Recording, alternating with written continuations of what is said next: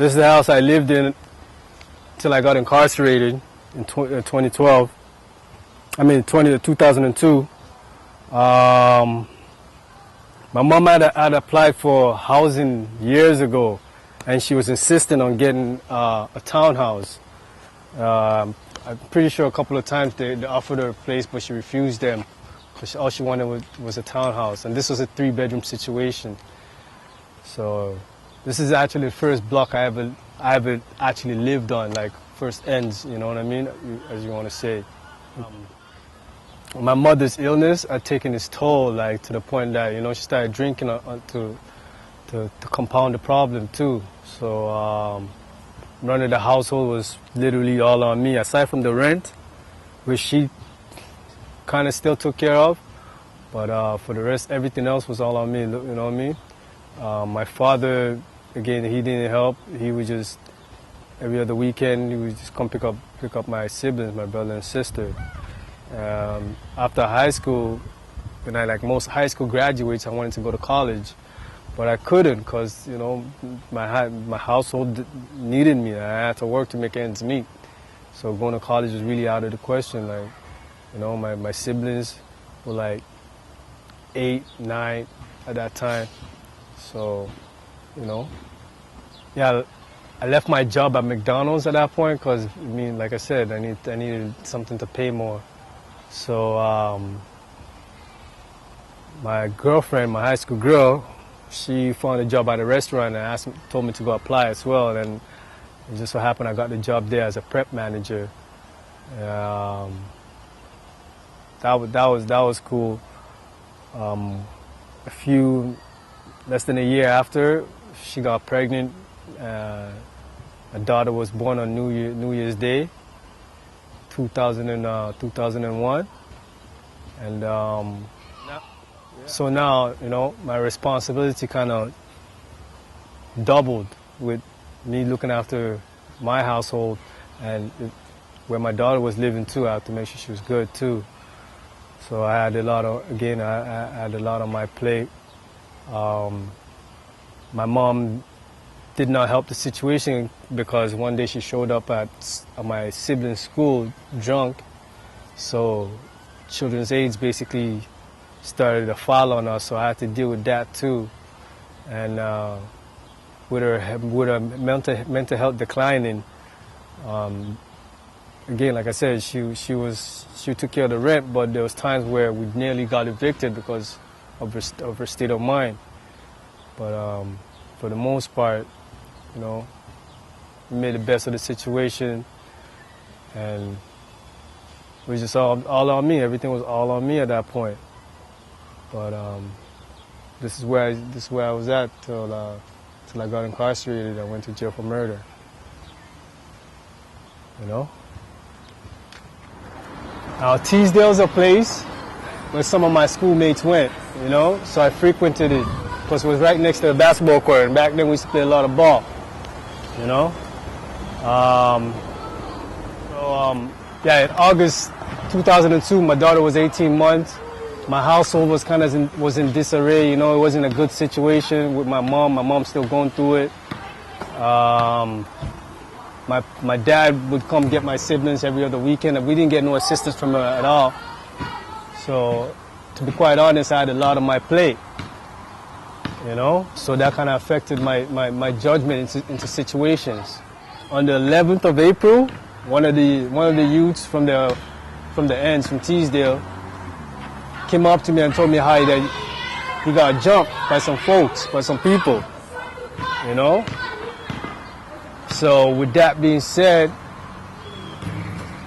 we kind of, you know, the few mans that lived in the end, we said, yo, you know what? Like, I didn't live on the ends. I lived in Palmer Court then, but I always stayed hanging here because this is where most of my homies are, you know. So we was like on some military movements for the next couple of days. So on the 13th, which was a Tuesday of August, a couple of days after the little homie got jumped, we were chilling by the basketball court, and like I said, we're moving a little more militant with him being jumped, you know. So I seen a man. I seen somebody who didn't look familiar. So I went up to him. I'm like, yo, you know what I mean? You know somebody here? And he's like, he didn't want to answer me. He wasn't really paying. He ignored me. And I noticed he had a liquor bottle in his hand. So I went to go reach for the liquor bottle to get his attention. And he got up and said, yeah, he's going to leave. So he walked away. I went back to the basketball court. Like 2 minutes after, I seen him again, and I'm like, yo. I went up to him and I'm like, yo, fam, didn't I tell you to boogie? The man's like, ignore me. So he had this little chain on, this little gold chain, so I just popped the chain. And then he took off. He took off running towards the station, Victoria Park Station, you know. I went back, you know, shooting the hoops, chilling with a couple of the homies, and at that point there was like a bunch of children, just like you see right now. There was a lot more people back then. A bunch of children, you know, around.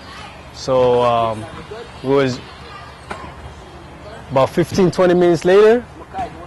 I seen one of the girls running towards from the direction of VP Station. She was running. She ran straight to the basketball court and was like, yo, there's a bunch of men coming with beer bottles in their hand, tay.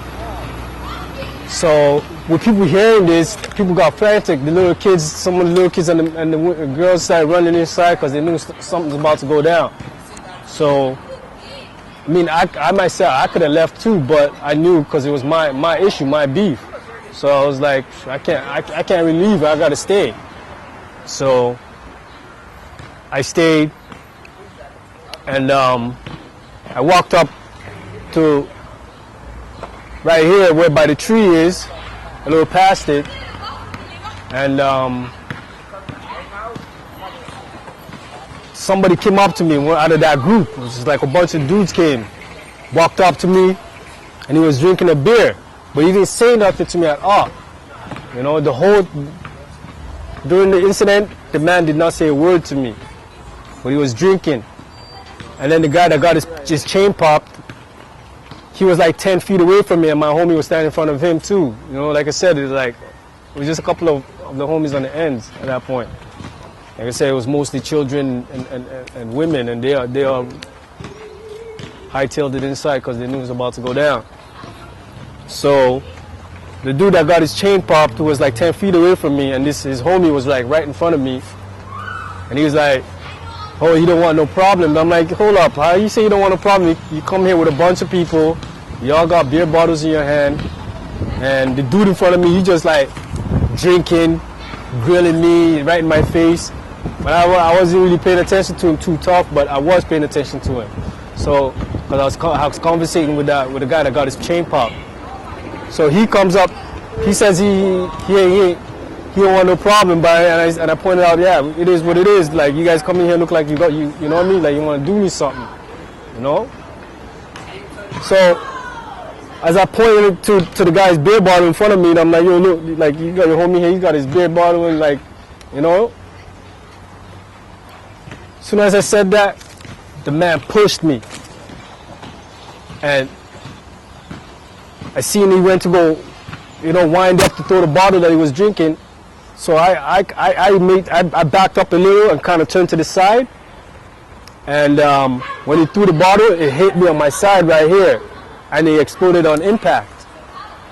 And then, like I said, these guys had bottles. He had another beer bottle in his pocket. So after he threw that, he took out another bottle, and I noticed it. And as he took it out, for some, like, it was weird because I don't even walk with weapons like that, you know. It just so happened, I had a knife with me that day. It was in my back pocket.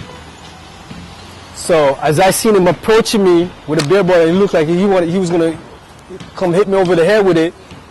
I pulled out my knife and I ducked as he tried to hit me over the head. And then as I ducked, I swung my knife, and the knife went in his heart. So I stabbed him in his heart. That's what I found out later on at court. And after he got stabbed, he kind of staggered off. I didn't even know I hit him, but when he started staggering off, I was like, oh, whoa, man got it. You know, I remember I had my conveyance, my car parked across the street at the park over there. So I hopped the fence, hopped in my whip, and drove up to Palmer Court where I live. You know? Yeah. I got arrested like 2 weeks after that on August 27th. You know?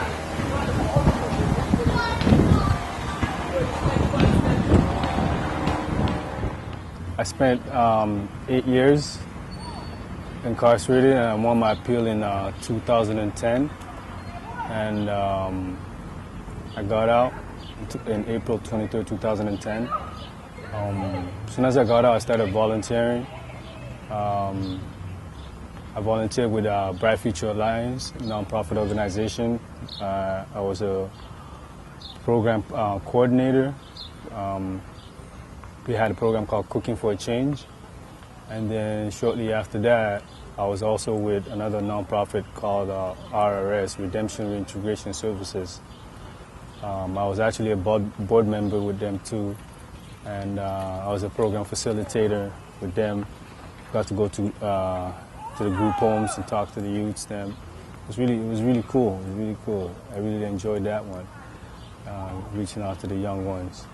I mean, I do have a lot of lessons, that I could part with them. So that made it that much enjoyable. A few months after I got out, I met a woman who overstood the journey I've been through. And a couple of years later, we started a family. We have 2 boys now.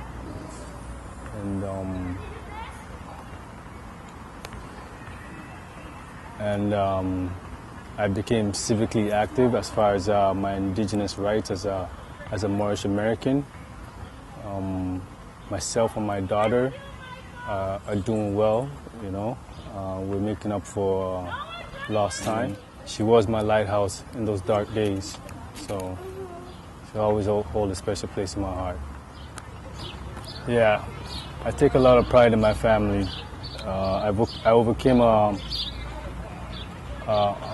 big odds to be with them here today. The system thrives on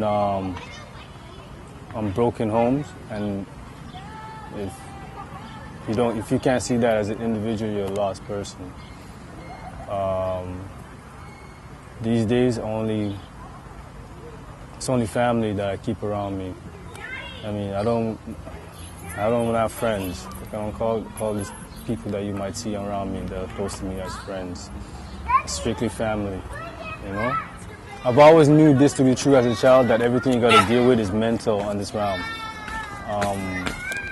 Meaning it does not matter what obstacle you face, but how you endure it, I guard my mind like Fort Knox. You can see with the media, there's always stuff they're trying to push or promote at you. So, You're gonna jump. Let's jump. We live in the Truman Show era right now. If you can't see what's going on, so mentally you have to be strong and see past the nonsense. Like, I question a lot of the stuff that is being shown out there. Like, I just don't take it for what it is.